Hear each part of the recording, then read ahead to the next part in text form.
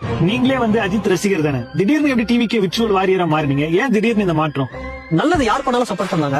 தளபதி விஜய் அவர்கள் நல்ல மனுஷன், அஜித் அவர்கள் நல்ல மனுஷன். 30 வருஷமா வந்து யார் பணத்தையும் ஆட்டையை போட்டு யாரையும் வந்து ஏமாத்தி யாரையும் வந்து அடிச்சு புடிங்க இது மாதிரிலாம் வந்து குறுக்கு வழியில சம்பாதிக்கல. 2 பேருமே நியாயமான முறையில உழைச்சி சம்பாதிச்சிருக்காங்க. தளபதி அவர்கள் வராரு அப்படின்னா நம்ம சப்போர்ட் பண்ணுவோம், தப்பு இல்லையே. நல்ல மனுஷன், நல்ல தலைவர்கள் தேவை. இங்க மிகப்பெரிய ஒரு லீடரா இன்னைக்கு இருக்கிறாரு, ஒரு கரிஷ்மா இருக்கு. எனக்கு நம்பிக்கை இருக்குங்க, அவர் வந்தா கண்டிப்பா நல்லது பண்ணுவார். அதனாலதான் அவர் கூட நிக்கிறோம். நீங்க வந்து மீடியாவை பார்த்தா பயம் அப்படின்னு சொல்றாங்க.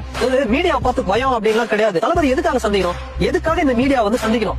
இப்படிதான் சந்திச்சு வந்து கேப்டன் விஜயகாந்த் அப்படிங்கிற ஒரு தங்கமான மனுஷனை எவ்வளவு கேவலமா ஒரு ட்ரோல் மெட்டீரியலா ஒரு மீம் கிரியேட்டர் பண்ணி அவர் வந்து ஒரு மாதிரி பண்ணி விட்டாங்க. ஆனா இன்னைக்கு ஃபீல் பண்ணிட்டு இருக்காங்க. ஃபர்ஸ்ட் ஒரு நியூட்ராலிட்டின்னு ஒண்ணு வேணுங்க. நான் எல்லா பத்திரிகையாளர்களும் ஜேர்னலிஸ்டே சொல்ல, தளபதி அவர்கள் வந்து கண்டிப்பா இந்த இவ்வளவு விமர்சனம் நீங்க வைக்கிறீங்களா, மீடியா சந்திக்கல தளபதி நீங்க வேணா பாருங்க, ஒரு நாள் என்ன விமர்சனம் அவர் மேல இருக்கோ ஒரு சூப்பரான ஒரு பிரஸ் மீட் அப்படிங்கறத கொடுப்பாரு. சோசியல் மீடியாவுக்கு ₹1 செலவு பண்ணாமலே ஒரு மிகப்பெரிய ஒரு ஐடி விங்க வச்சிருக்கோம். மக்களும் அப்படிதான் இருக்காங்க கிரவுண்ட்ல.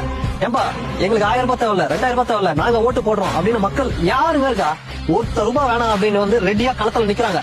ஓட்டு மிஷின் எப்படா வரும், தளபதி விஜய் அவர்கள் ஓட்டு போடலாம் மக்கள் தயாரா இருக்காங்க. நான் பார்த்தேன், எனக்கு தெரிஞ்ச ஒருத்தர் 65 வயசு, அவர் வந்து பார்த்தோம்னா என்ன சொல்றேன்னா, எம்ஜிஆர் கிடையாது, ஜெயலலிதா கிடையாது, நான் எதுக்கு ரெட்டைலைக்கு போடணும், நான் போடுறேன், நான் இந்த பையன் விஜய்க்கு போடுறேன், அருமையான பையன், இந்த பையன் நல்லது பண்ணும் அப்படின்னு வந்து சொல்றாரு.